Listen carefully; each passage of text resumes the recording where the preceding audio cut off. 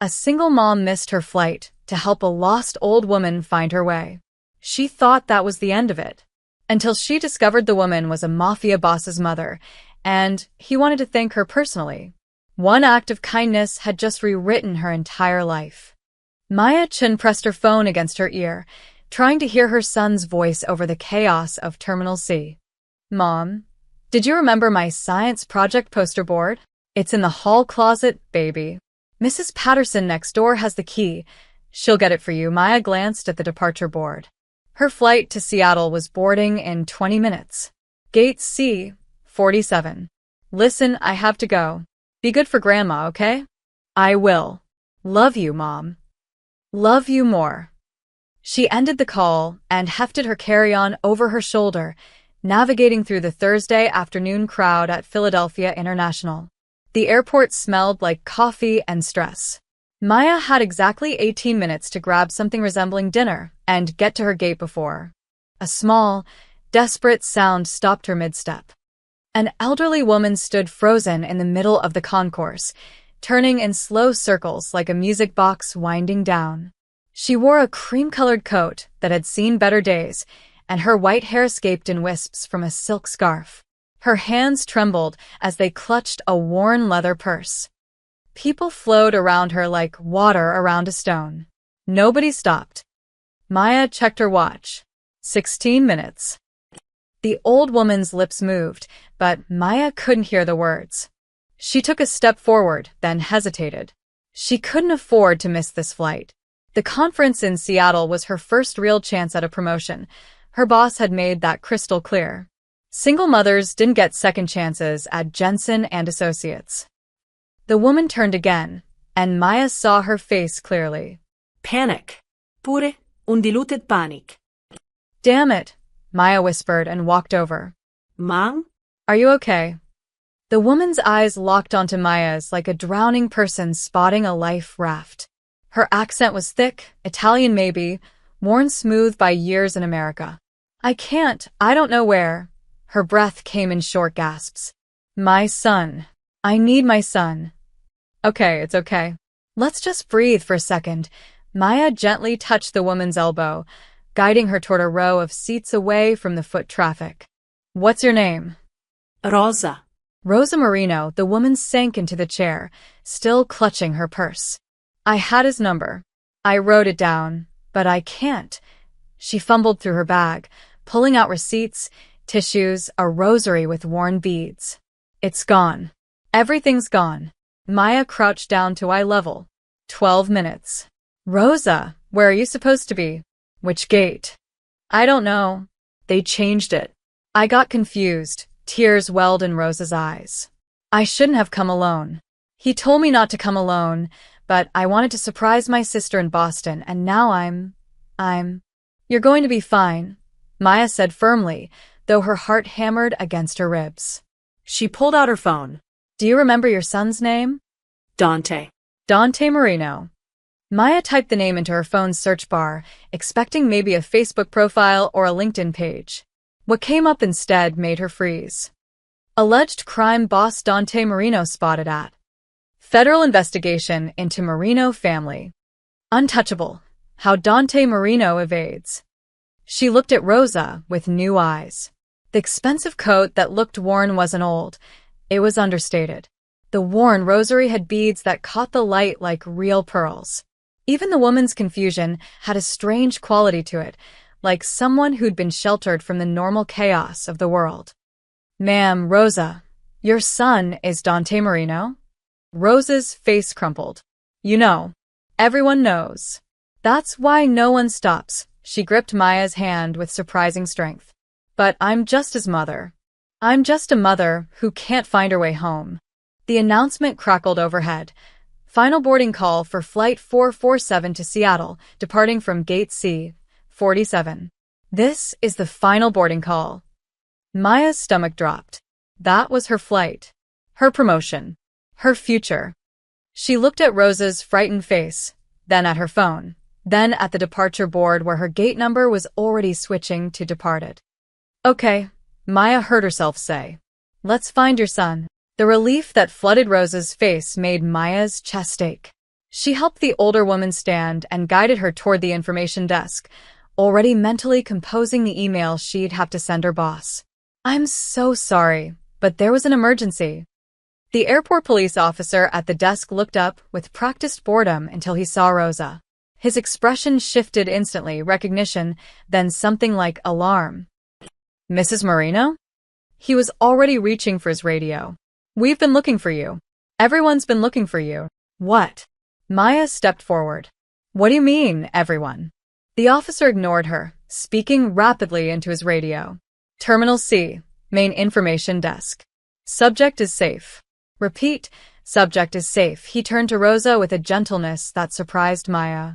"Ma'am, you've been missing for 2 days. Your son filed a report with every law enforcement agency on the East Coast." 2 days? Maya looked at Rosa, who seemed just as confused. 2 days?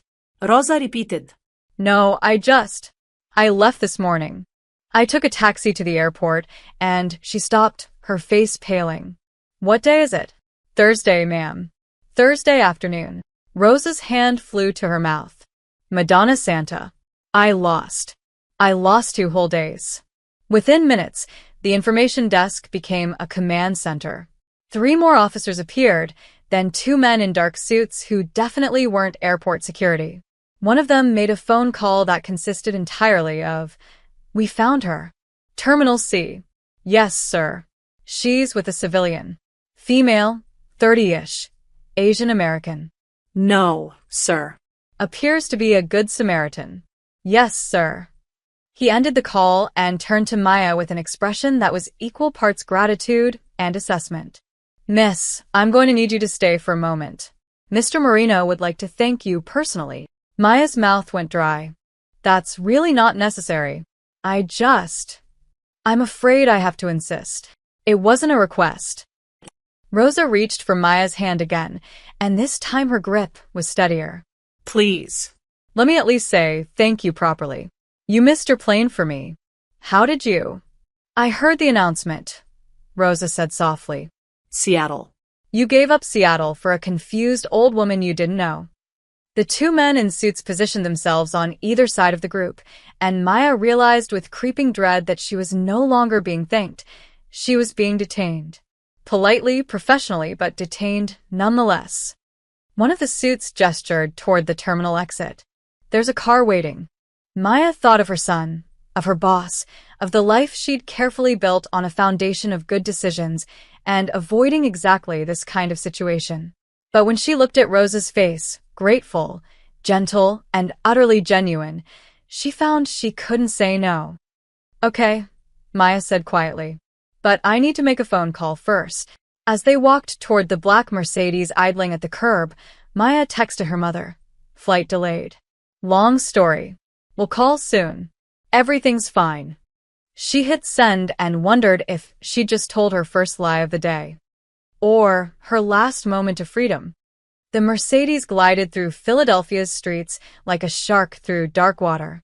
Maya sat in the back beside Rosa, who hummed softly to herself, seemingly unaware of the tension coiled in Maya's shoulders. The 2 men in suits occupied the front seats, silent as statues. They drove for 40 minutes, leaving the city behind for the sprawling estates of the main line. When they finally turned through iron gates, Maya's breath caught. The house, no, the mansion, rose from manicured grounds like something from another era. Stone columns, arched windows, and enough square footage to house a small village. But it was the police cruiser parked discreetly down the street that made Maya's stomach knot. Surveillance. This wasn't just a wealthy family's home. This was a fortress being watched. "It's not as scary as it looks," Rosa said gently, patting Maya's hand. "Just a lot of empty rooms." The car stopped at the front entrance. One of the suits opened Rosa's door, while the other opened Maya's. She stepped onto gravel that crunched like broken teeth under her shoes. The front door opened before they reached it. He stood in the doorway, backlit by the chandelier's glow, and Maya's first thought was that he looked nothing like the grainy surveillance photos online. Dante Marino was tall, dark-haired, and composed in a way that suggested he'd learned to control every muscle in his face. He wore a simple black shirt and slacks, no gold chains, no flashy watch. Just quiet, absolute authority. His eyes found his mother first. Manga. The word cracked something in his careful composure. He descended the steps and pulled Rosa into his arms, switching to rapid Italian that Maya couldn't follow. But she understood the tone, relief mixed with anguish mixed with barely controlled anger that had nowhere to go. When he finally released Rosa, his eyes found Maya. Up close, they were dark brown, almost black, and far too intelligent for comfort. "You're the one who found her, not a question." "She needed help," Maya said simply. "In an airport full of people, you were the only one who stopped." He studied her like a chess player studying the board. Why? Because she was scared. Something flickered across his face. Surprise, maybe, or recognition. "What's your name?" "Maya Chun." "Miss Chun," he offered his hand. His grip was firm but not crushing, and his palm bore calluses she wouldn't have expected from a man who probably hadn't done manual labor in years. "Thank you for bringing my mother home. I'm told you missed your flight." "It's fine." "It's not fine. You lost something valuable for a stranger." He released her hand. Please. "Come inside. Let me at least offer you dinner and a car home afterward." Maya opened her mouth to refuse. Every instinct screamed to get away from this place, these people, this situation. But Rosa touched her arm. "Please," the older woman said. "I make a very good minestrone. You shouldn't travel on an empty stomach." The house interior matched the exterior. All marble and dark wood, and the kind of quiet that money bought. Original paintings hung on the walls, not prints.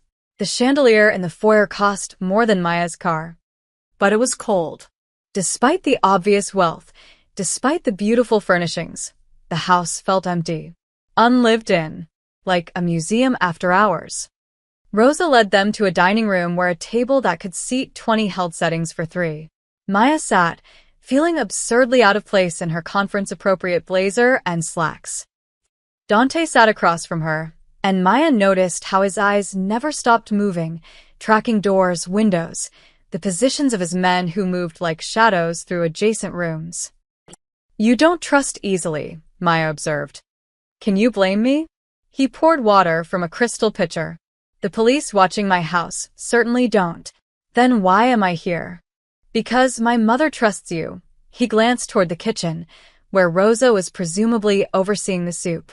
"That's rare enough to be worth investigating." "I'm not worth investigating.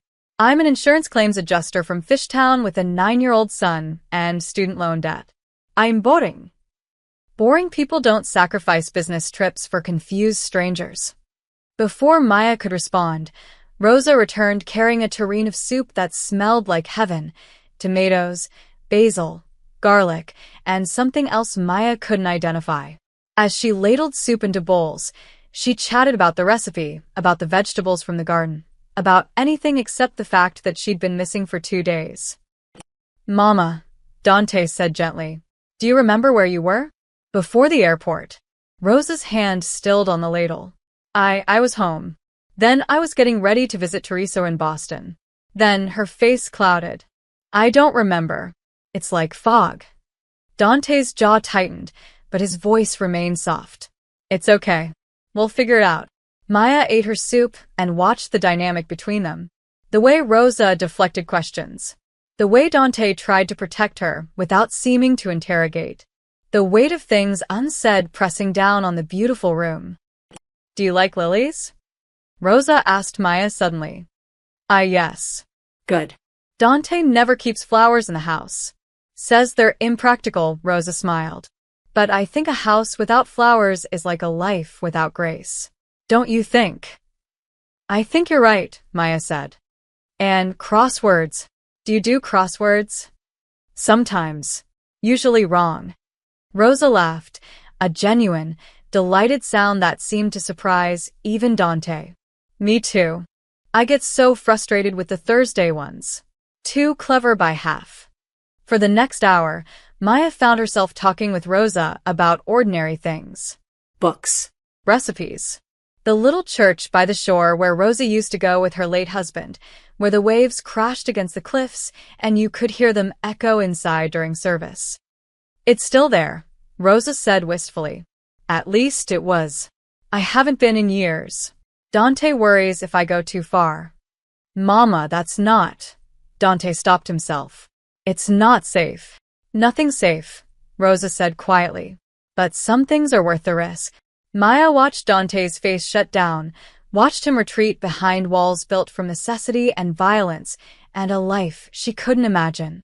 But in that moment, she saw what Rosa must see, a son trying desperately to protect the one pure thing left in his world. By the time Maya left, driven home by one of the silent suits, she realized something unsettling. Despite everything, the reputation, the police surveillance, the obvious danger, she'd felt safer in that cold mansion than she'd expected. Because for all his power, Dante Marino was just a man terrified of losing his mother. And Rosa Marino was just a woman who loved lilies and crosswords and the sound of waves against stone. Maya climbed the stairs to her small apartment, exhausted and confused and somehow changed. She didn't yet know that by tomorrow morning, her face would be in every newspaper in Philadelphia. Or that by tomorrow night, Rosa would vanish again. Maya woke to 17 missed calls and a text from her mother that simply read, "Call me now." She fumbled for her phone, squinting against the morning light filtering through her bedroom curtains. It was 6:47 a.m. Her alarm hadn't even gone off yet. "Mom? What's wrong? Is Ethan okay?" "Ethan's fine." "Maya, why is your picture in the newspaper?" Maya's stomach dropped. "What?" "The Philadelphia Inquirer. Front page of the Metro section. Good Samaritan linked to Marino family. There's a photo of you getting into a car outside the airport with Maya. Is that really Dante Marino?" She was already at her laptop, hands shaking as she pulled up the newspaper's website. There it was, a grainy but unmistakable photo of her walking beside Rosa toward the Mercedes, one of Dante's men visible in the background. The headline screamed implications she couldn't afford. Local woman Maya Chun, 30, was spotted yesterday accompanying alleged organized crime figure Dante Marino and his mother, Rosa Marino, 72, who had been reported missing. Her phone buzzed. Her boss. Then buzzed again. Unknown number. Then again. Another unknown number. "Mom, I have to go." "Maya, what have you gotten yourself into?" "Nothing. I helped a lost woman at the airport. That's all." Even as she said it, she knew how hollow it sounded. "I'll call you back." She hung up and stared at her phone as it continued to vibrate with incoming calls. Her carefully constructed life, the respectable job, the quiet neighborhood, the deliberate distance from anything controversial, was unraveling in real time. By the time she showered and dressed, 3 news vans had parked on her street. Maya peeked through her curtains and felt her chest tighten. Reporters. Actually reporters, with cameras and microphones, camped outside her building. Her phone rang again. This time she recognized the number, Philadelphia Police Department. "Miss Chun, this is Detective Sarah Walsh. We'd like to ask you a few questions about your interaction with the Marino family yesterday." 2 hours later, Maya sat in an interview room that smelled like stale coffee and desperation. Detective Walsh, a sharp-eyed woman in her 40s, sat across from her with a notepad and an expression that suggested she'd heard every lie ever told. "You understand we're not accusing you of anything," Walsh said. "We just need to understand the nature of your relationship with Dante Marino." "There is no relationship. I met him yesterday." "Once." "For dinner." "You had dinner with Dante Marino." Walsh's pen hovered over her notepad. "At his residence. His mother invited me. I helped her at the airport." She wanted to say thank you. Maya's voice came out more defensive than she intended. "I didn't even know who she was when I stopped to help. And yet you got into a car with his men. Went to his house. Stayed for over an hour. What was I supposed to do?" His mother was upset. "She asked me to stay." Walsh leaned forward. "Miss Chun, I'm going to be direct with you. Dante Marino is under active federal investigation. Anyone associated with him becomes a person of interest. That includes you now. I'm not associated with him. I helped a confused elderly woman find her way home. A confused elderly woman who happens to be the mother of one of the most powerful organized crime figures on the East Coast. Walsh's expression softened slightly. Look, I believe you. I do. But perception matters. And right now, every criminal defense attorney in the city is taking notes on the woman who might be character witness number 1 for Dante Marino. Maya's hands trembled in her lap. I don't want anything to do with this. Then stay away from the Marino family. All of them. Walsh slid a business card across the table. And if they contact you again, when they contact you again, call me immediately. Maya left the police station through a side door Walsh had arranged, avoiding the cameras out front. But by the time she reached her apartment, the damage was done. Her phone had 43 messages. 3 were from reporters. 5 were from concerned friends. 1 was from her boss, brief and devastating. We need to talk Monday morning. The last message was from a number she didn't recognize, but she knew who it was before she even listened. Miss Chun, this is Rosa Marino. The old woman's voice sounded tired, guilty. I saw the newspaper. I'm so sorry. You shouldn't suffer for showing kindness. That's not right. That's not a long pause. I told Dante this would happen. I told him. Maya deleted the message and sat on her couch, staring at her phone. She thought about Ethan, about the looks he'd get at school now. She thought about her job, her reputation, everything she'd worked for. Her phone rang. Unknown number. Against every instinct, she answered. Miss Chun, this is Anthony Castellano. I work for Mr. Marino. The voice was professional, carefully neutral. Mr. Marino wanted me to convey his apologies for the media attention. He's prepared to provide private security for you and your son until this situation resolves. He's also retained a lawyer on your behalf. No. Silence. No. Castellano sounded genuinely confused, as if no one had ever refused Dante Marino's help before. I don't want his protection. I don't want his lawyers. I don't want anything from him. Maya's voice shook with anger. I helped his mother because it was the right thing to do. I don't need to be rescued from the consequences. Miss Chun, you don't understand the kind of attention. I understand perfectly. Tell Mr. Marino thank you, but no. I'll handle this myself. She hung up before Castellano could respond, heart hammering. She just refused help from a man who wasn't accustomed to hearing the word no, but accepting his protection meant accepting his world, and Maya had spent her entire adult life building a life separate from chaos. That evening, as she sat in her darkening apartment ignoring the reporters still lingering outside, her phone buzzed with a text from the same unknown number Rosa had used.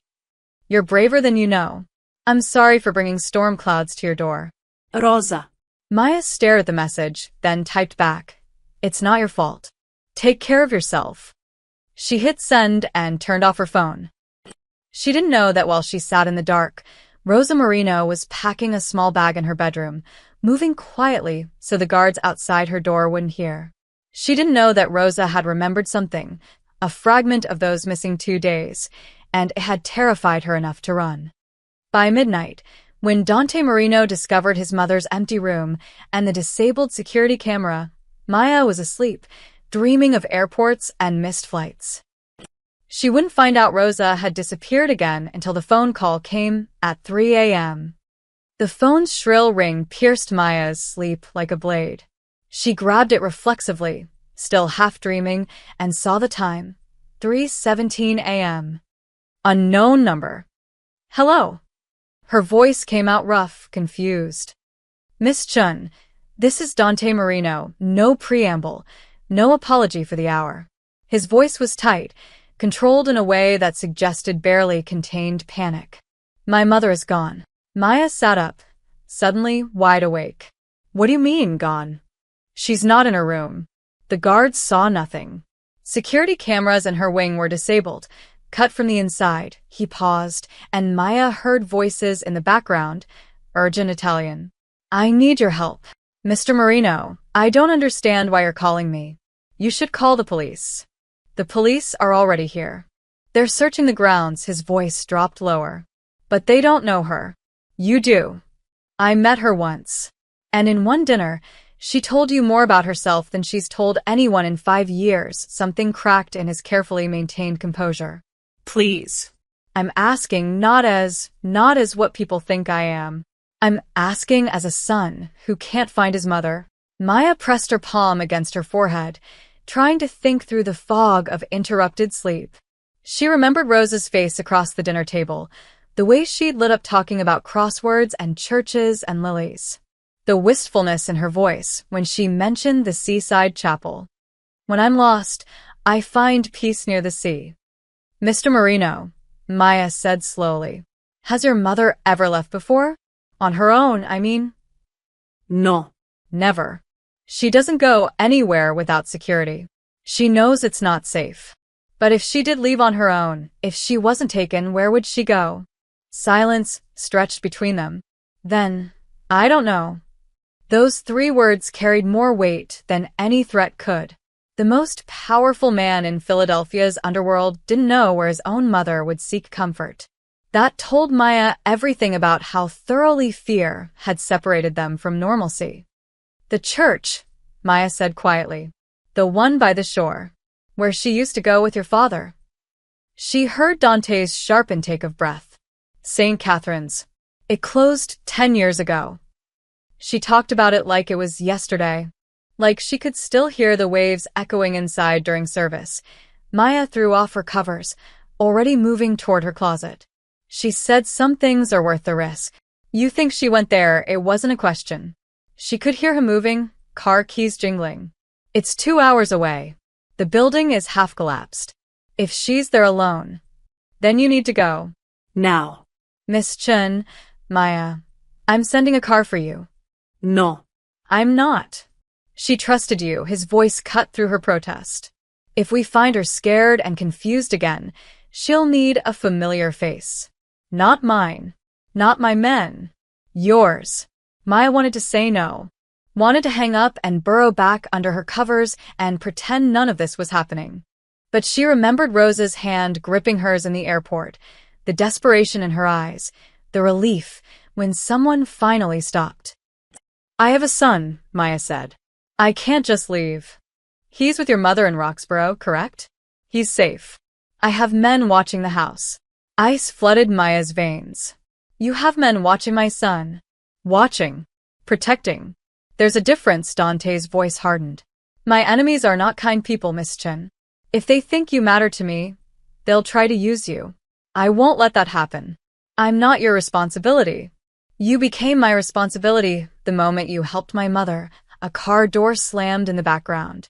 The car will be there in 8 minutes. Please. He hung up before she could argue. Maya stood in her dark bedroom, phone clutched in her hand, mind racing. This was insane. Getting deeper involved with Dante Marino was career suicide, possibly actual suicide. Detective Walsh's warning echoed in her head. Stay away from the Marino family. But Rose's voice echoed louder. You shouldn't suffer for kindness. 7 minutes later, Maya climbed into the back of a black SUV where Dante already sat, laptop open, barking orders into his phone in Italian. He looked different in the harsh interior light, older, more dangerous, stripped of the careful civility he'd worn at dinner. When he finished the call, he glanced at her. Thank you for coming. I'm not doing this for you, Maya said bluntly. I know, he returned to his laptop, pulling up what looked like surveillance footage. My men have checked hospitals, bus stations, train stations. Nothing. If she took a cab or rideshare, she used cash and didn't give her real name. Maybe she didn't want to be found. Dante's jaw tightened. Then why leave? She knows I'd protect her from anything. Maybe that's the problem. Maya watched the Philadelphia streetlights blur past her window. Maybe she's tired of being protected. You don't understand. The things I've done, the enemies I've made, she's vulnerable because of me. 2 days she was missing before the airport. 2 days I still can't account for, his hands clenched into fists. Someone took her, hit her, made her forget. And I can't.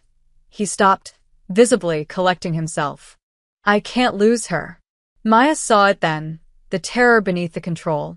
Dante Marino, who commanded an empire built on fear, was terrified himself. Not of rivals or federal investigations, but of the ordinary human helplessness of watching someone you love disappear. Tell me about those 2 days, Maya said quietly. What do the doctors say happened? They can't explain it. No drugs in her system.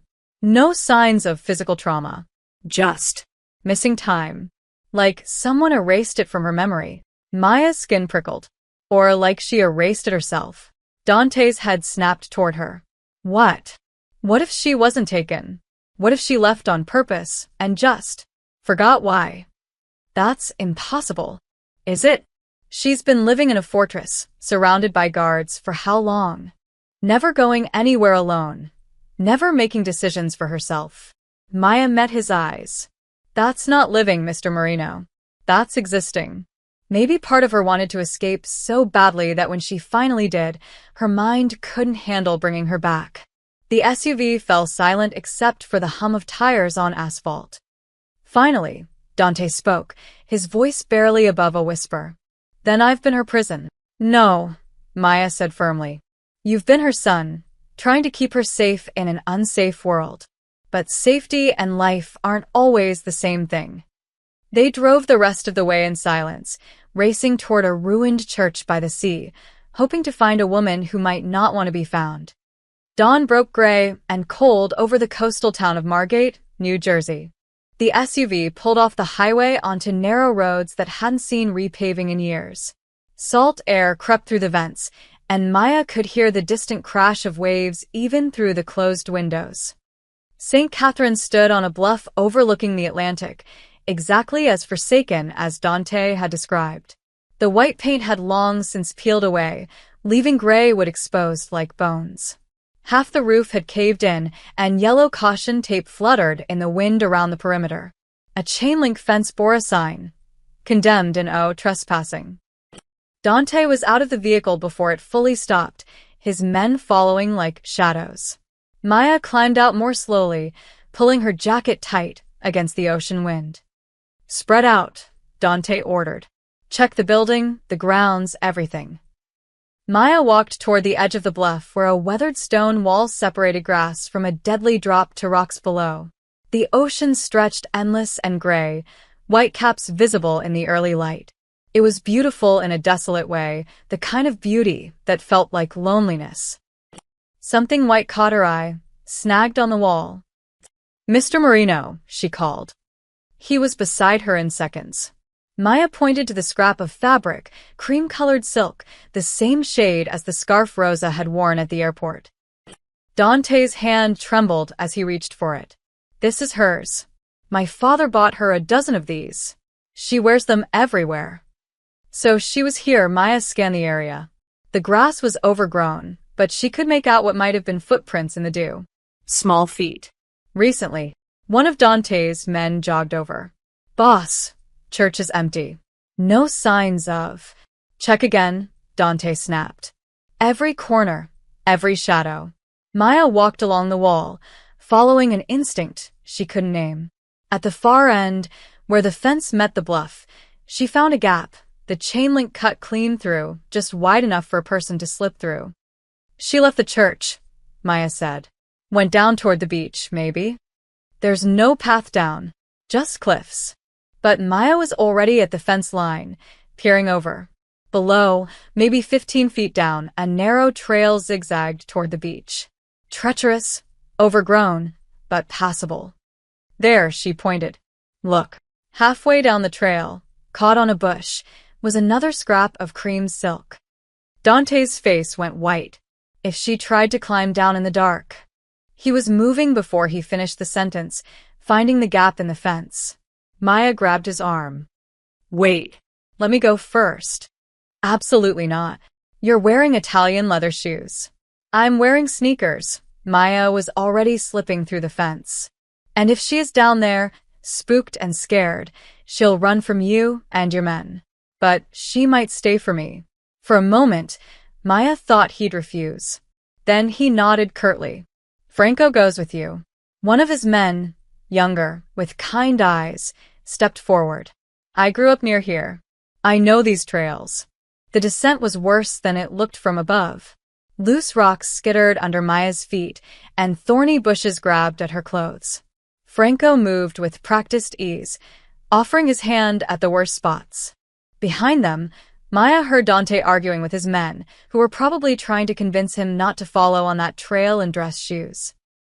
They reached the beach as the sun finally broke through the clouds. Maya shaded her eyes, scanning the shoreline. Empty. Just rocks and tide pools, and the relentless crash of waves. Miss Chun, Franco pointed north, where a small beach shack stood, one of those seasonal rental places for umbrellas and surfboards. Someone's been there. Doors open. They approached carefully. The shack was locked up for winter, but the padlock hung broken. Inside, among overturned beach chairs and stacked boards, Maya found a dry spot on the floor where someone had clearly sat. A candy wrapper. A bottle of water, half empty. She was here, Maya said. But not anymore. Franco's radio crackled. We've got something. Beach parking lot, north end. Get up here. The climb back up was harder.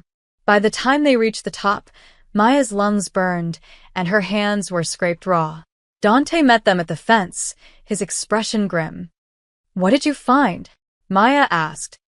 Witness. Local vendor who sets up at the beach parking lot on weekends. He remembers an old woman yesterday evening. Dante's voice was tight. Said she looked confused, kept asking about mass times. He told her the church was closed. Then a van pulled up. Maya's stomach dropped. What kind of van? Black. No plates visible. Two men got out. Dante's hands clenched. They didn't grab her. They talked to her.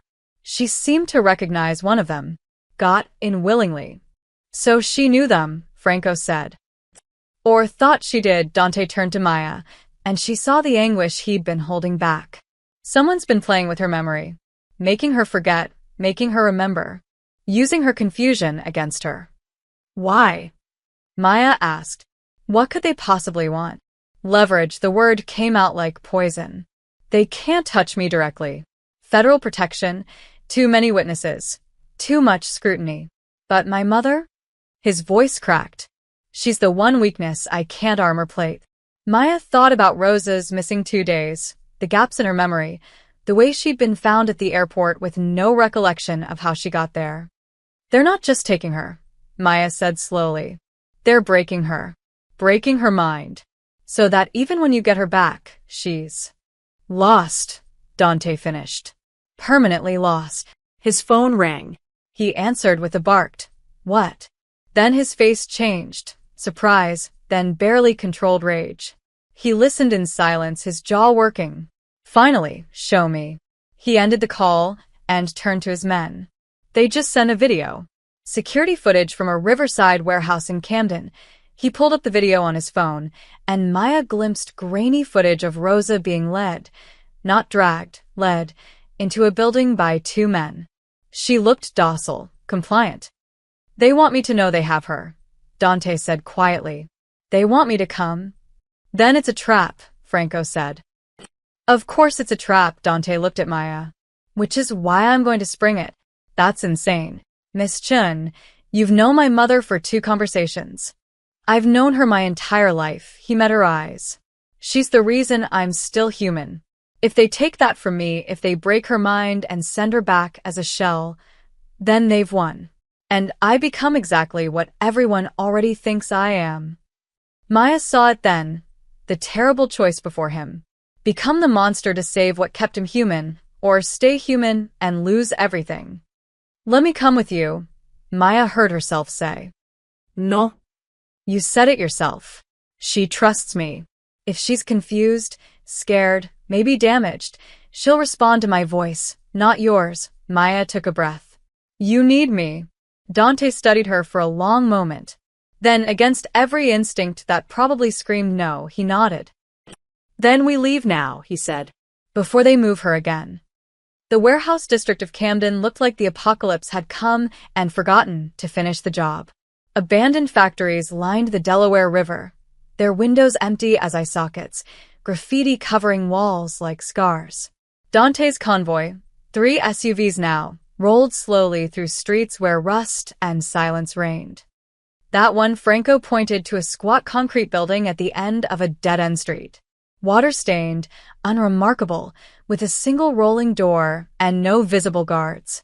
Too quiet. Of course it's too quiet.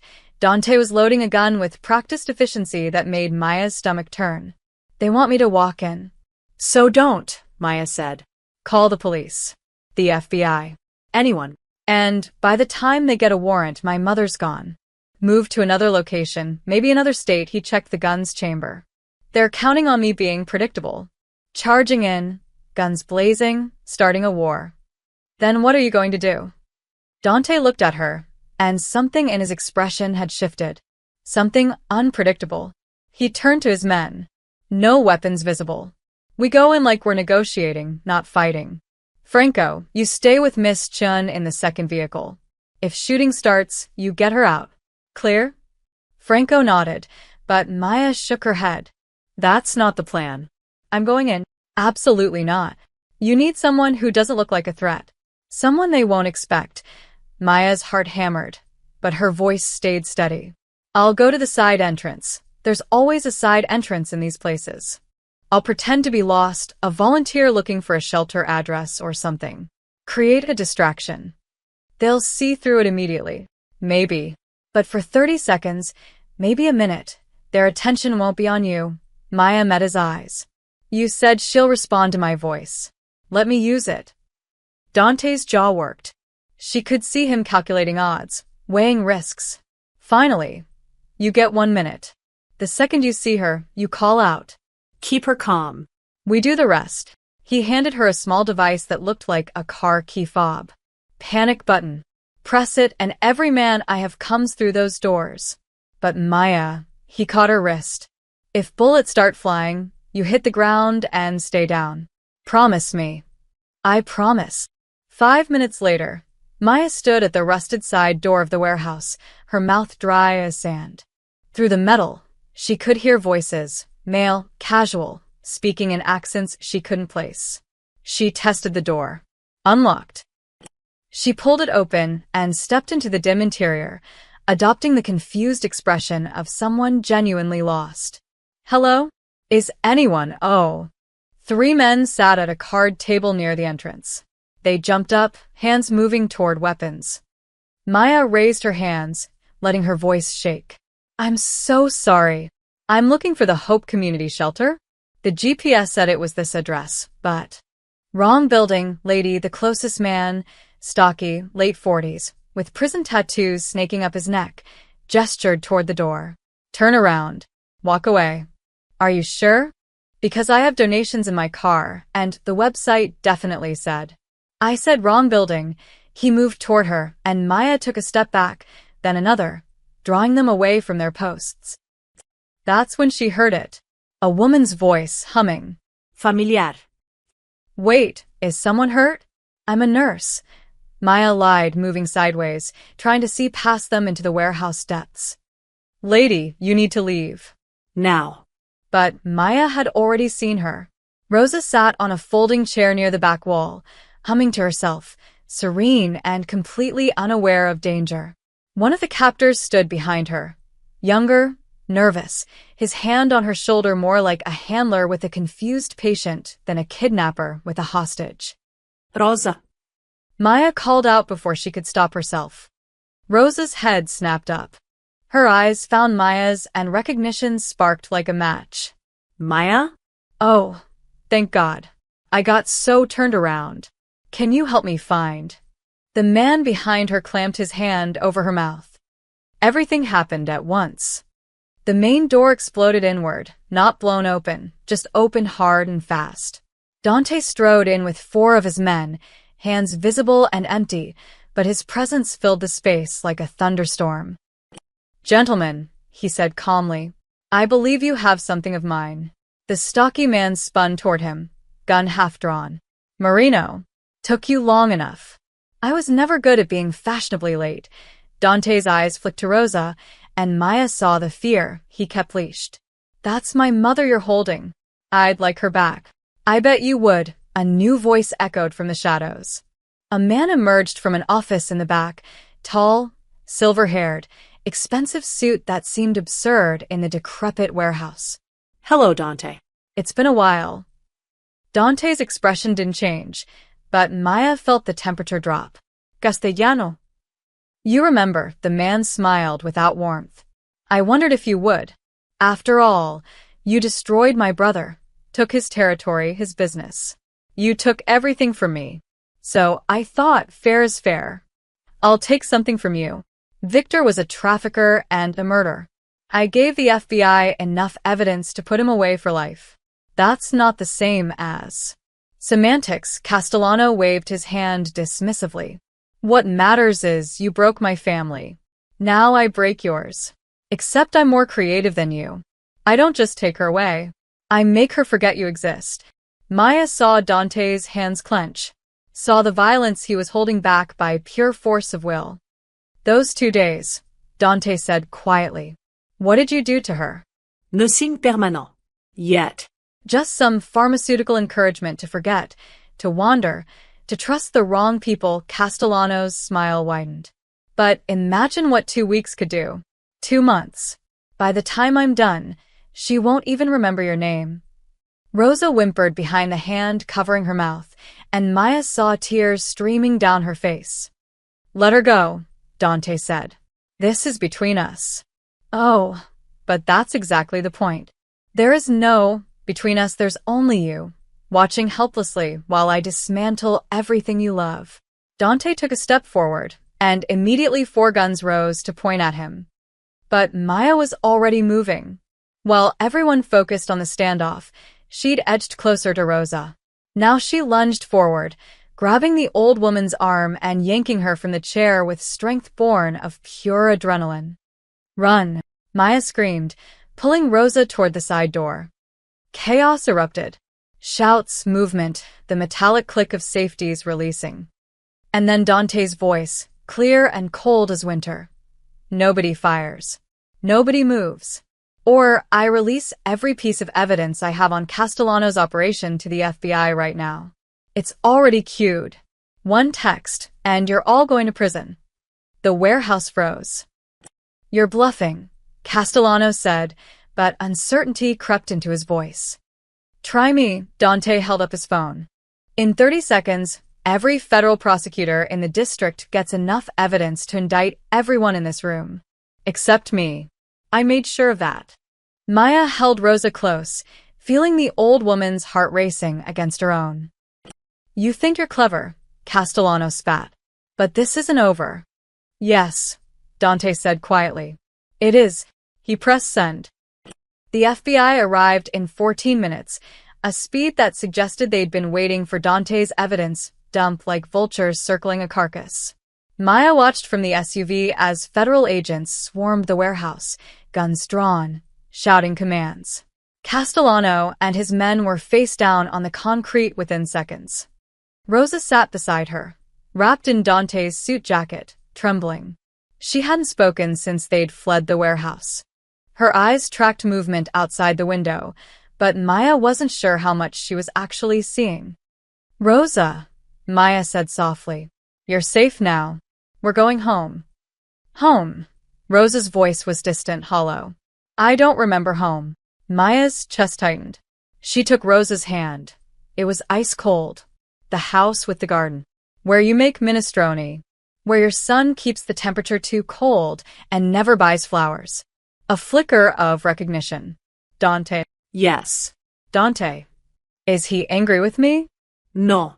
He's... Maya stopped as the SUV door opened. Dante climbed in, exhausted and haunted. His shirt was untucked, his hair disheveled. For the first time since Maya had met him, he looked entirely human, entirely breakable.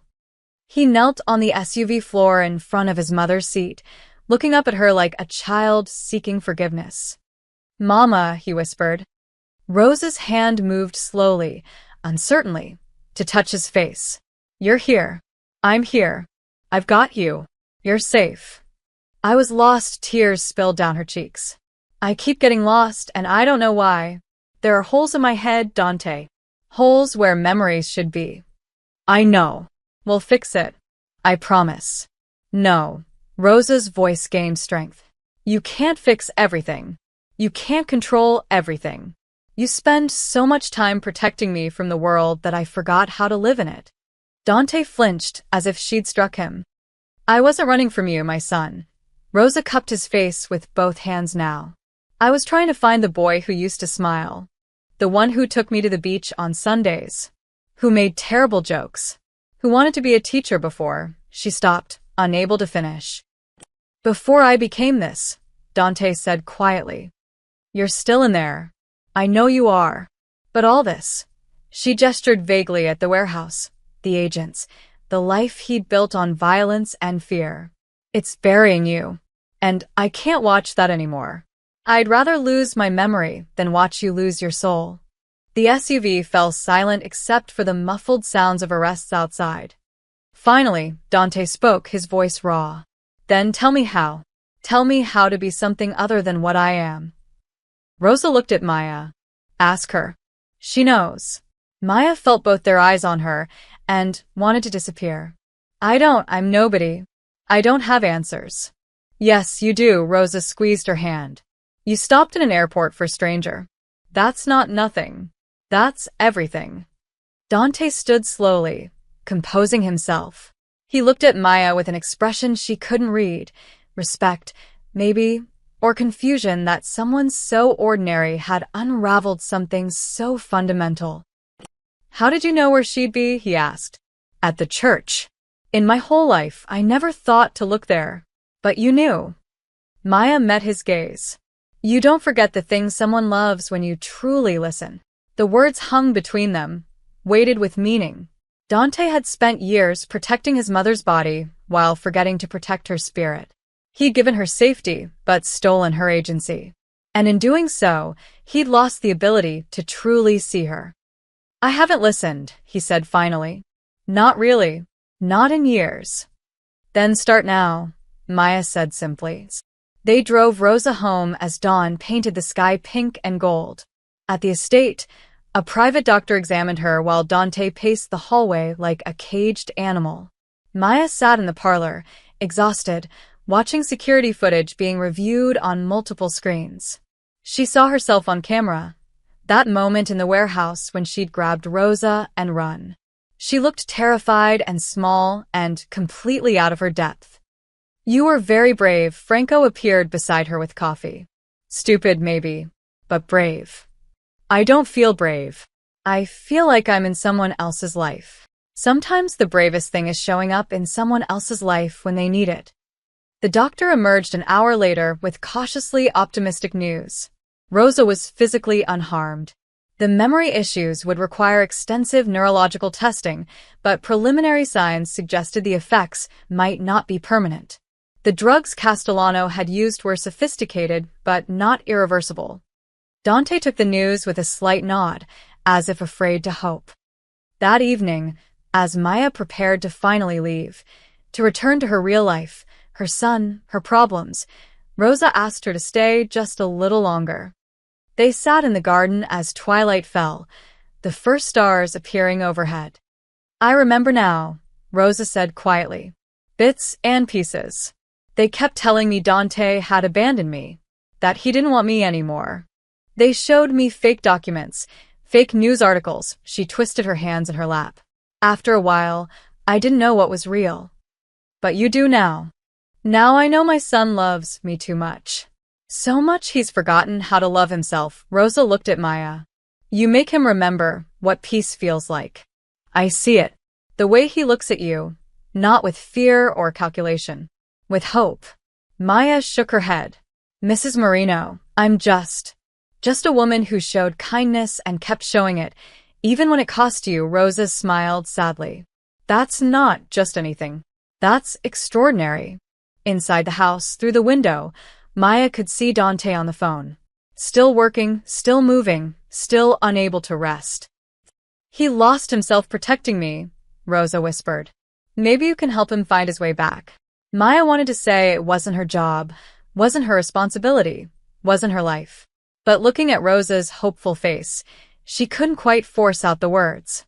So instead, she simply said, maybe, and wondered if maybe was enough to change everything. Maya's phone exploded with notifications the moment she turned it back on. The media had gotten hold of the story, not just the airport incident anymore, but the warehouse rescue. Somehow, despite FBI involvement and federal secrecy, someone had leaked it. Good Samaritan saves Mafia boss's mother. Again. Maya Chen. Hero or accomplice. Inside the shocking rescue that links suburban mom to organized crime. The headlines grew more sensational with each refresh. Her photo, an old one from LinkedIn, was everywhere. Someone had even dug up her high school yearbook picture. Mom, you need to see this. Her mother's voice on the phone was tight with worry. Channel 6 just ran a segment. They're calling you Dante Marino's mysterious associate. Maya closed her eyes. How's Ethan? A pause. Confused. Some of the parents at school saw the news. They're asking questions. What kind of questions? The kind that means you should probably come get him. Soon. Maya ended the call and stared at her apartment ceiling. It was Sunday evening. She'd been gone less than 48 hours, but her entire life had been rewritten in that time. Monday morning confirmed her worst fears. The school principal, Mrs. Davidson, met her at the entrance with an expression of practiced sympathy that barely masked discomfort. Miss Chun, could we speak privately? They sat in an office that smelled like old books and anxiety. Through the window, Maya could see children playing on the playground. Normal children, living normal lives. I want to be direct, Mrs. Davidson said. Several parents have expressed concerns about Ethan continuing here given your situation. My situation, Maya's voice was flat. You mean helping an elderly woman who was kidnapped? I mean your association with a known organized crime figure. The principal's jaw tightened. Miss Chen, I believe you acted with good intentions. But this school has a responsibility to all its students. And right now, your presence here, and by extension, Ethan's, creates a security concern. A security concern. Maya felt something crack inside her. My 9-year-old son is a security concern. That's not what I... Yes, it is. Maya stood. You're expelling him for safety reasons. You're punishing a child because his mother helped someone in need. Mrs. Davidson had the grace to look uncomfortable. It's not permanent. Once the media attention dies down, once your connection to Mr. Marino is resolved, we'd be happy to reconsider. Maya walked out without another word. She found Ethan in his classroom, packing his backpack with the careful slowness of a child trying not to cry. Mom, his voice was small. Did I do something wrong? She knelt down and pulled him into a fierce hug. No, baby. You did nothing wrong. Nothing. Then why do I have to leave? Maya had no answer that wouldn't break his heart further. By Tuesday, Maya had been placed on administrative leave from Jensen and Associates. Her boss delivered the news via email, professional, apologetic, but final. Given the current media scrutiny and potential impact on client relationships, we feel it's best if you take some time away from the office. Translation: you're toxic, and we can't afford the association. Wednesday brought reporters to her doorstep. They camped outside her building, shoving microphones at her whenever she tried to leave. One grabbed her arm. Miss Chen, how long have you been romantically involved with Dante Marino? I'm not. Is it true you helped plan the warehouse confrontation? No, y. Are you accepting money from the Marino family? Maya shoved past them, heart pounding, and made it to her car. She drove aimlessly for an hour, trying to outrun cameras and questions and the ruins of her carefully built life. Her phone rang. Dante's number. She almost didn't answer, but something, exhaustion, maybe, or the need to blame someone, made her pick up. I'm calling to check, he started. Don't, Maya's voice shook with anger. Don't check on me. Don't send your men to watch my house. Don't send lawyers or money or protection or whatever else you think will fix this. Silence on the line.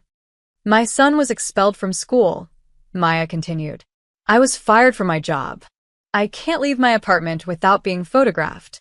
My life is destroyed, Mr. Marino. Completely destroyed. I know his voice was quiet. I'm sorry. Sorry? You're sorry? Maya laughed, a bitter sound. You said I'd be safe. You said you'd protect me.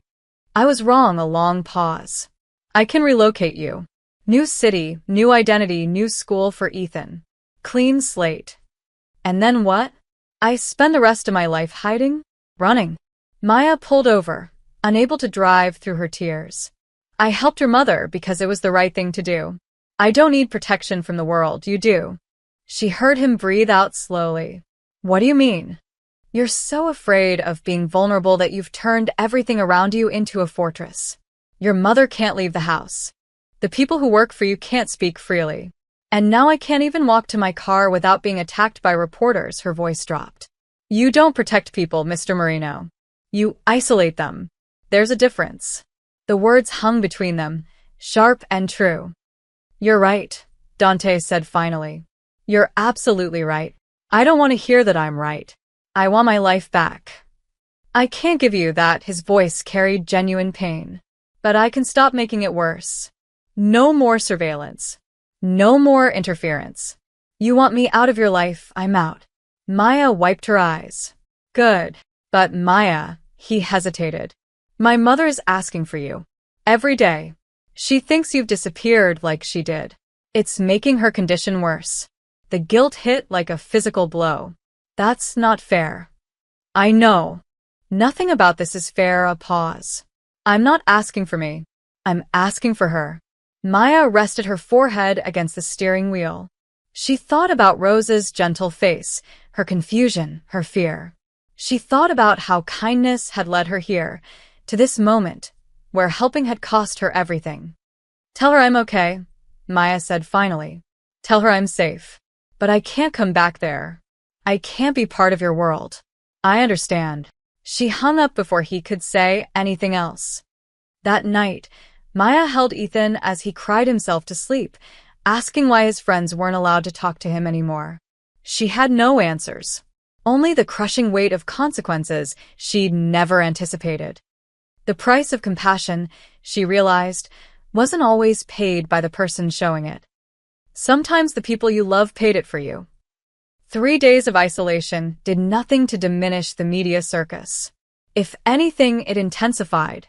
Maya's silence became fodder for speculation. Was she in hiding? Under witness protection? Planning to testify against Dante Marino. On Saturday morning, a car arrived at her building. Not an SUV this time, just a simple sedan with an older woman at the wheel. She knocked on Maya's door with the gentle persistence of someone who wouldn't leave until answered. Maya opened it a crack, ready to slam it shut if she saw a camera. Miss Jin? My name is Elena. I work for Mrs. Marino. The woman was 60-ish, kind-faced, with salt and pepper hair pulled into a bun. She asked me to bring you this. Elena held out a small package wrapped in brown paper. I can't accept. It's not from him. It's from her. She wrapped it herself this morning. Elena's expression softened. Please. She's been asking for you constantly. The doctors say the distress is affecting her recovery. Guilt twisted Maya's stomach. She took the package. Inside was a small clay pot with a lily bulb nestled in soil and a note in shaky handwriting. Maya, please come visit if you can. I know my son's world has hurt you, but maybe you could stay with us for a little while? Just until the noise outside your door stops. You shouldn't have to hide in your own home. I promise. No guards watching, no questions asked. Just a quiet place to breathe. Rosa. Maya stared at the note, then at Elena, who waited patiently. Mrs. Marino specifically requested that I tell you. Mr. Dante is traveling for business. He won't be home for several days. The house would be yours and hers, essentially. And your son would be welcome, of course. I don't understand. Why would she want me there? Elena smiled sadly. Because in 2 days, you showed her more genuine kindness than most people have in 2 years. And because she hesitated. Because you remind her what normal feels like. What life outside all this feels like. Maya lasted 2 more days before the walls of her apartment closed in completely.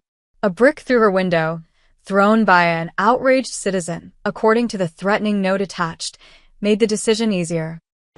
She packed a bag for herself and Ethan, left a note for her landlord, and let Elena drive them to the estate. The house looked different without Dante's presence. Less fortress, more museum. Rosa met them at the door, her face lighting up like sunrise. "You came," she pulled Maya into a hug that smelled like lavender and old soap. "Oh, thank God. I was so worried."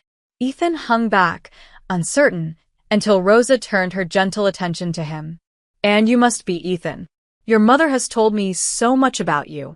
Do you like cookies? I made pizzelle this morning." Within an hour, Ethan was in the kitchen with Rosa, learning to roll dough while Elena supervised. Maya stood in the doorway, watching her son laugh for the first time in days, and felt something inside her unclench. That evening, after Ethan fell asleep in one of the guest rooms, Rosa and Maya sat in the parlor with tea. "He's traveling?" Maya asked quietly. "Tokyo. Business meetings that couldn't be postponed." Rosa's hands curved around her cup. "He didn't want to go. Said he needed to be here in case I needed him. But I told him," she paused. "I told him the best thing he could do for me was to start letting go. Letting go. Of the fear, the control, the need to protect me from everything." Rosa looked directly at Maya. "You were right, what you said to him. He doesn't protect, he isolates. He's been doing it for so long, he doesn't know any other way. I shouldn't have said that. It wasn't my place." "It was exactly your place. Someone needed to." Rosa set down her tea. "My son lost himself protecting me. After his father died, after the threat started, after the first kidnapping attempt, he decided the only way to keep me safe was to build walls. And every year, those walls got higher, thicker, until I couldn't see out and he couldn't see in." Maya absorbed this. "What happened? That first kidnapping attempt?" Rosa's face clouded. "I was grocery shopping. Stupid, normal, everyday grocery shopping. They grabbed me in the parking lot. Dante was 23. He got me back within 6 hours, but..." She touched her wrist absently, where a faint scar circled like a bracelet. "He was never the same after. Neither was I." I'm sorry. "Don't be. What I'm trying to tell you is, you've done something I couldn't do. You made him question whether all this protection is actually protecting anything." Rosa leaned forward. "Stay. Not forever. Just until the media loses interest. Let me pay you back for the kindness you showed me. You don't owe me anything." "Then let me give you something anyway," Rosa smiled. "Let me give you peace. God knows this house has little enough of it." The days that followed were strange and surprisingly gentle. Maya helped Rosa with small tasks, organizing the library, tending the garden, preparing meals. In return, Rosa taught her to make pasta from scratch, shared stories about Dante as a boy, and slowly revealed the woman she'd been before fear had defined her life. Maya also discovered something unexpected. The household staff were terrified. Not of Dante specifically, but of making mistakes, of being noticed, of existing too loudly in the spaces between orders. One morning, Maya found the young housekeeper, Carmen, crying in the laundry room over a wine stain she couldn't remove from a tablecloth. "Hey, it's okay," Maya said gently. "It's just fabric. Mr. Marino will be upset. Everything has to be perfect. When does he get upset about things like this?" Carmen blinked. "He doesn't. But he could." Maya realized then that the fear wasn't based on Dante's actions. It was based on possibility. The staff had been trained to anticipate anger that never came, to avoid mistakes that would never be punished, to live in constant tension over imaginary consequences. "How long have you worked here?" Maya asked. 3 years. "Has Mr. Marino ever yelled at you? Threatened you?" No. "But everyone knows what he's capable of. Everyone knows his reputation," Maya corrected gently. "That's not the same as knowing him." That afternoon, with Rosa's blessing, Maya did something that probably should have waited for Dante's permission. She gathered the household staff, 6 people who kept the estate running, and organized a literacy class in the unused dining room. Carmen wanted to get her GED. The gardener, Miguel, wanted to learn English better. Elena wanted to help but didn't know how. So Maya taught them. Simple lessons, patient corrections, encouragement freely given. Rosa watched from the doorway, tears in her eyes. "You're bringing life back into this house," she whispered. "I'm just helping people who want to learn." No. "You're showing them they're allowed to want things. To grow. To be more than invisible." Rosa squeezed her hand. "That's what my son forgot. That the people around him are people, not chess pieces." When Dante called that night to check on his mother, Rosa told him about the classes. There was a long silence on the other end. "Is she still there?" he asked finally. "Maya?" Yes. "And she's changing everything." Another pause. Then, quietly, "Good." Maya didn't know he'd said that. Didn't know he'd stayed on the phone after Rosa hung up, sitting in a Tokyo hotel room, staring at the city lights and wondering how a woman he barely knew had dismantled more walls in a week than he'd built in a decade. All she knew was that for the first time since the airport, she could breathe. And that sometimes peace came from the strangest places. Dante returned on a Tuesday night unannounced. Maya was in the library with Ethan, reading aloud from a book about dragons, when she heard the front door open. Her son's body tense beside her. He'd grown comfortable in the estate's quiet rhythms, but the return of its master changed the atmosphere immediately. Footsteps in the hall. Then Dante appeared in the doorway, still in his travel clothes, looking exhausted and somehow smaller than she remembered. His eyes found hers. "Miss Jen." "Mr. Marino." She closed the book. "Your mother's asleep. She wasn't expecting you until tomorrow." "I finished early." He looked at Ethan, and his expression softened. "You must be Ethan." I'm Dante. Her son nodded but didn't speak, pressing closer to Maya's side. "I'll let you settle in," Maya said, standing. "Come on, buddy. Time for bed." "Maya," Dante's voice stopped her. "Could we talk? After?"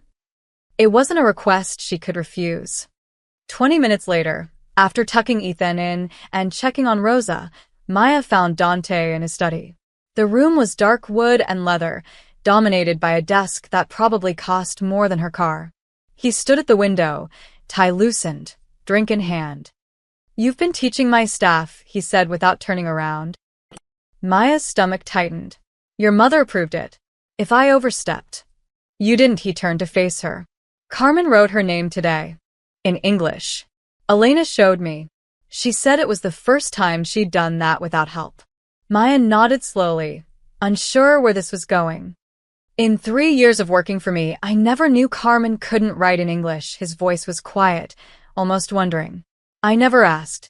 Never noticed. You had other concerns. Did I?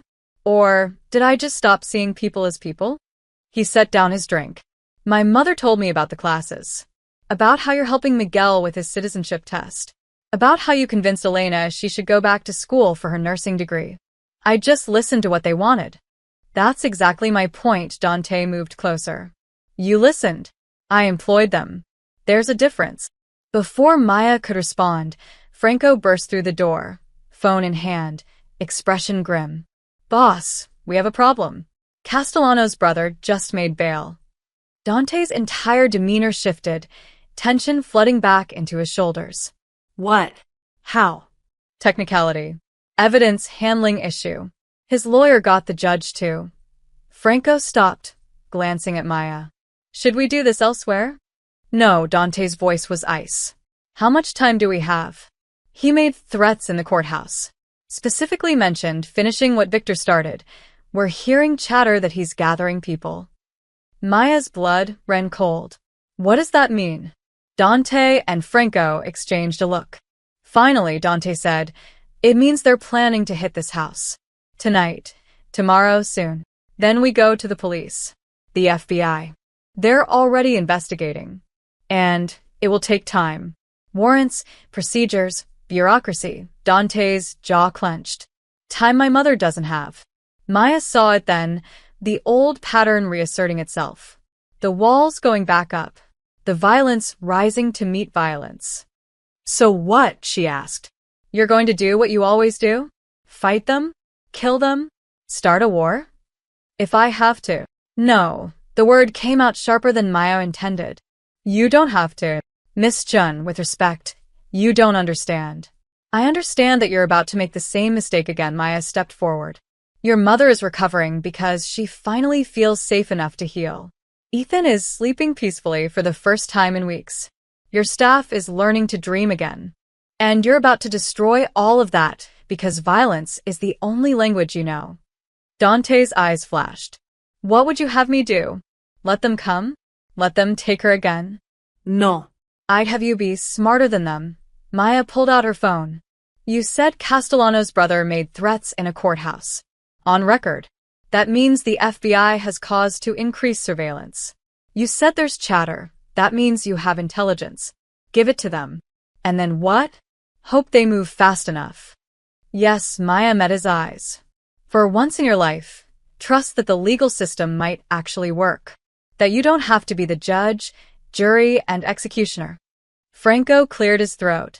Boss, she might be right. If we hand over everything we've got on the Castellano network, locations, financials, communication logs, the feds could move on it tonight. Or they could fumble it. And then my mother dies. Or you could fumble it, Maya said quietly. You could shoot first and ask questions later, and your mother could get caught in the crossfire. Or Ethan. Or Carmen. Or Miguel. Or any of the people in this house who trust you to keep them safe. She watched him struggle with it. The old instincts warring with something new.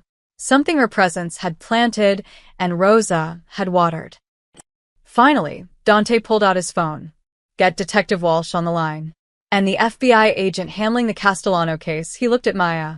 If this doesn't work, if they don't move fast enough, then we'll deal with it together, Maya said. But at least try it this way first. Please.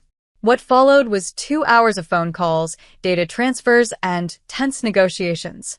Dante handed over intelligence he'd been gathering for months, enough to dismantle the Castellano organization completely. In return, the FBI agreed to immediate protective custody for Rosa and increased surveillance on the estate. By midnight, federal agents had arrested 6 members of Castellano's crew attempting to gather weapons for an assault. By 2 a.m., they'd raided 3 safe houses and seized enough evidence to ensure no one in the Castellano family would see daylight for decades. And Dante Marino, notorious crime boss, had done it all without firing a single shot. He stood at his study window as dawn broke, watching FBI vehicles finally clear out. Maya found him there, still awake, still processing. You did the right thing, she said. I let someone else fight my battle. No. You fought it smarter. There's a difference. Maya stood beside him. Your mother is safe. Your house is intact. No one died. That's winning, Mr. Marino. He looked at her, really looked at her, and something in his expression cracked open. How do you do that? Do what? Make the impossible seem simple. Make me want to be different. Maya felt her cheeks warm. I don't do anything. I just remind you that you already are different. You just forgot. Outside, the sun climbed higher, painting the estate in shades of gold. Inside, Rosa was waking up safe. Ethan was sleeping peacefully. And Dante Marino was learning, slowly, that control didn't have to mean fear. That sometimes, the bravest thing was letting go. 3 weeks passed in a strange sort of peace. The media moved on to newer scandals. The FBI closed their protective detail, satisfied that the Castellano threat was neutralized. Maya's apartment was repaired, and slowly, carefully, her life began to reassemble itself. But it was different now. She was different.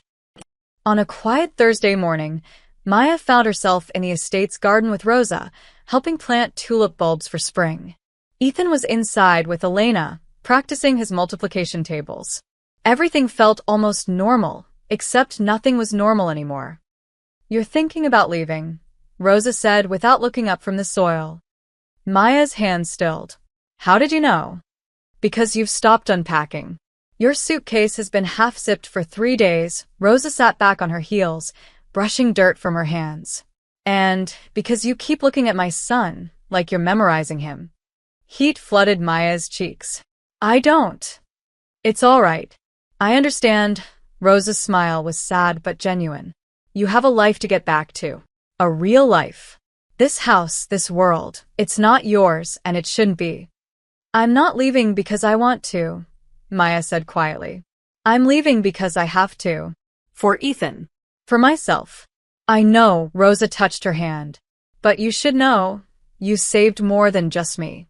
You saved my son from becoming the monster everyone thought he was. He was never a monster. No. But he was becoming one.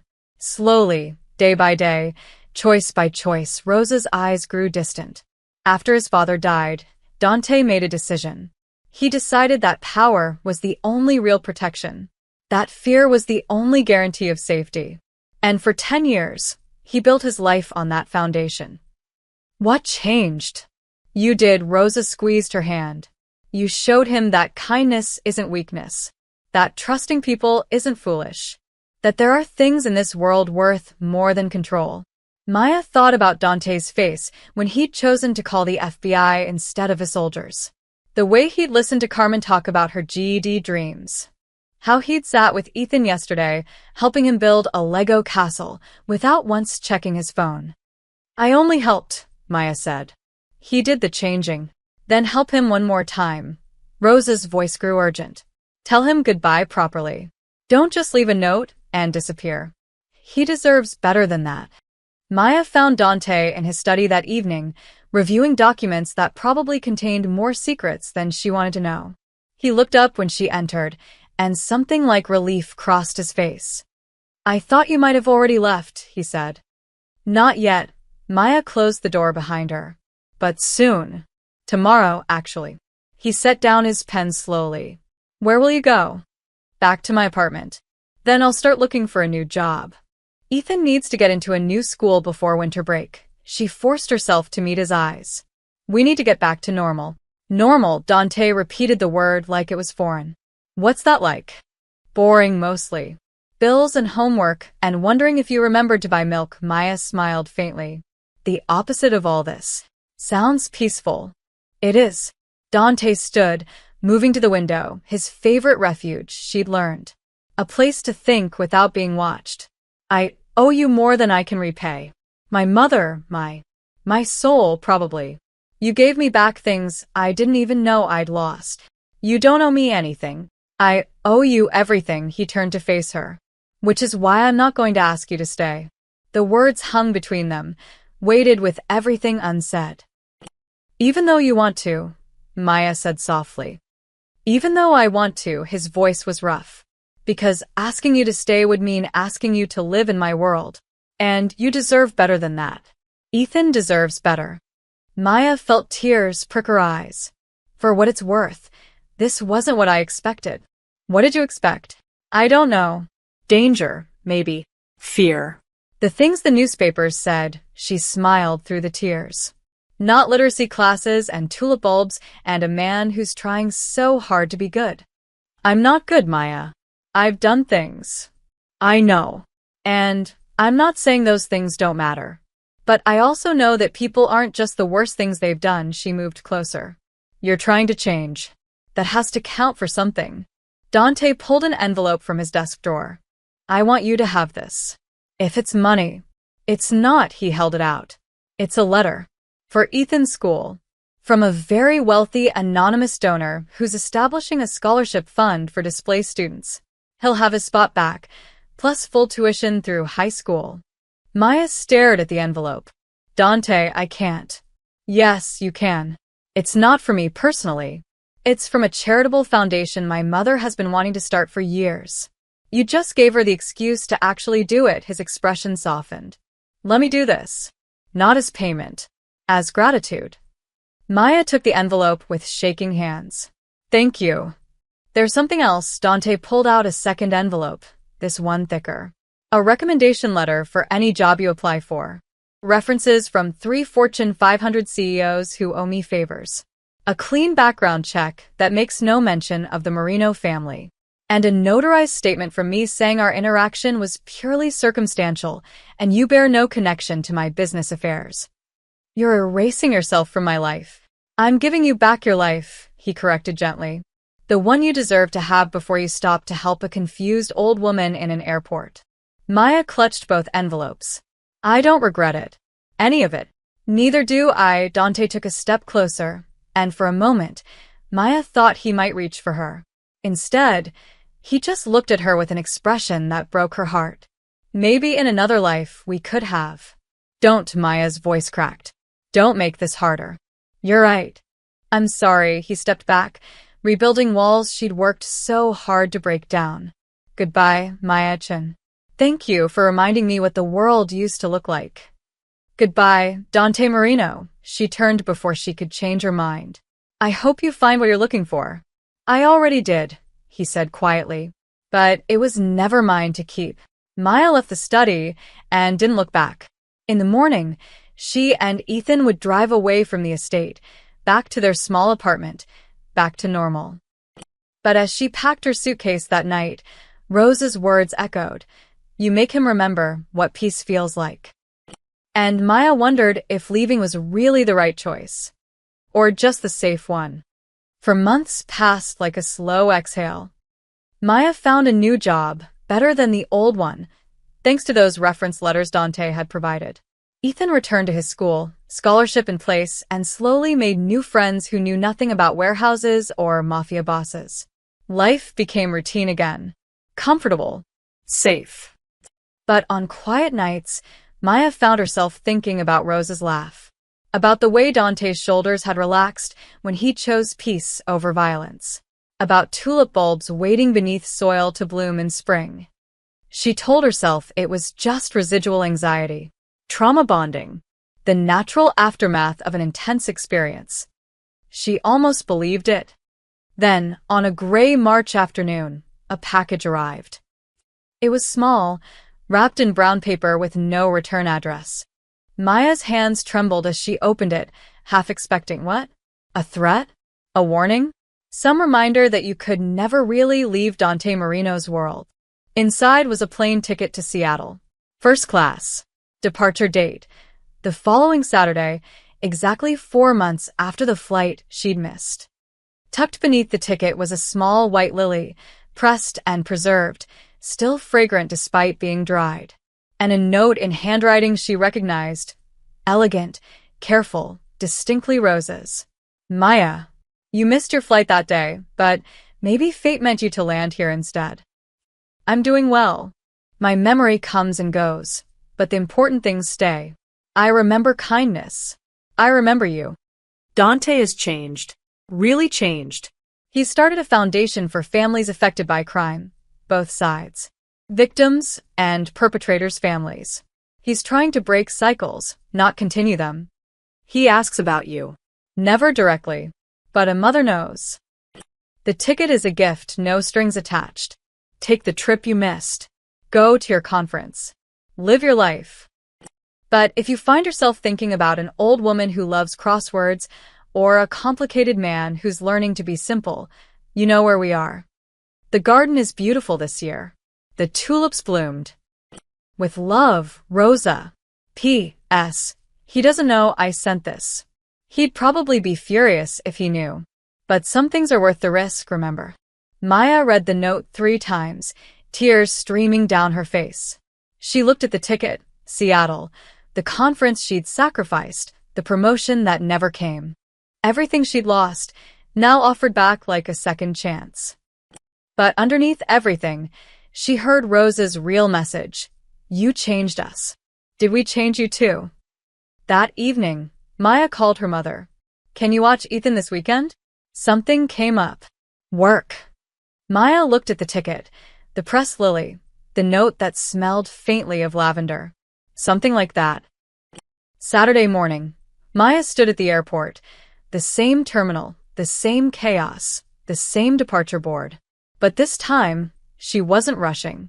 This time, she had time.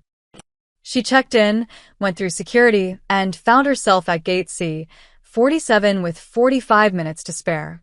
The same gate where her life had changed. Maya pulled out her phone and stared at the number she'd never deleted. Her thumb hovered over it for a long moment. Then she dialed. He answered on the second ring. Maya, just her name, but it carried everything: surprise, hope, fear. I got a package, she said. From your mother. A long pause. I didn't know she was going to. I know, Maya smiled. She said you'd be furious. I'm not furious, his voice softened. Are you? Are you calling to say goodbye? Before the flight. I'm calling to say thank you. For the ticket. For the closure. For letting me go.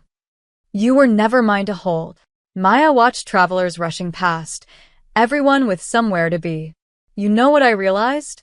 That day in the airport, I thought I was missing my flight. But maybe I wasn't missing anything. Maybe I was exactly where I was supposed to be. Maya. The conference doesn't matter. The promotion I never got doesn't matter, she took a breath. What matters is that a confused old woman needed help, and I stopped. And that one choice led to everything else. The good and the bad. More bad than good for you. No, Maya said it firmly. I lost a job I didn't love. I left a school that expelled my son for something he didn't do. I walked away from a life that was safe but small. She paused. And I found out that I'm braver than I thought. That kindness matters. That people can change. Silence on the other end. Then, quietly, are you getting on that plane? Maya looked at her ticket, looked at the gate, looked at the departure board. I don't know yet, she said honestly. But I wanted you to know, I don't regret any of it. Not the airport, not the warehouse, not the goodbye. You and Rosa, you taught me that some risks are worth taking. Final boarding call for Flight 447 to Seattle. The announcement crackled overhead. That's my flight, Maya said. Then you should go. Dante. Go to Seattle, Maya. Take the trip. Live your life, his voice was rough. But if you ever find yourself back in Philadelphia, you know where to find us. The door's always open. The garden's waiting. Maya closed her eyes. Tell Rosa, I said thank you. For everything. I will. And Dante, keep changing. Keep trying. It matters. Only because you showed me it was possible. The final boarding call came again. Maya stood, ticket in hand, at a crossroads that felt familiar. She could get on the plane, return to Seattle, to conferences, to the career she'd worked so hard to build, to safety and normalcy and everything she'd fought to get back. Or she could walk away from the gate one more time, choose something uncertain and complicated and real. Maya looked at the pressed lily in her hand, still fragrant after all these months. She thought about Rosa's smile, about Ethan laughing in the estate's kitchen, about Dante's face when he chose peace over violence.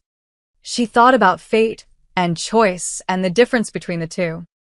Then Maya Chen smiled, made her decision, and started walking. The gate agent called her name one last time. But Maya was already gone. Toward baggage claim, toward the exit, toward a black sedan she somehow knew would be waiting. Because some flights were worth missing. And some landings were worth the fall. 6 months later, in a garden full of lilies and tulips, an old woman watched her son teach a boy how to plant tomatoes. Nearby, a woman with kind eyes poured lemonade and smiled.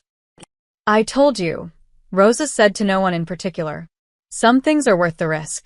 And in that moment, surrounded by flowers and laughter and second chances, everyone knew she was right. The end.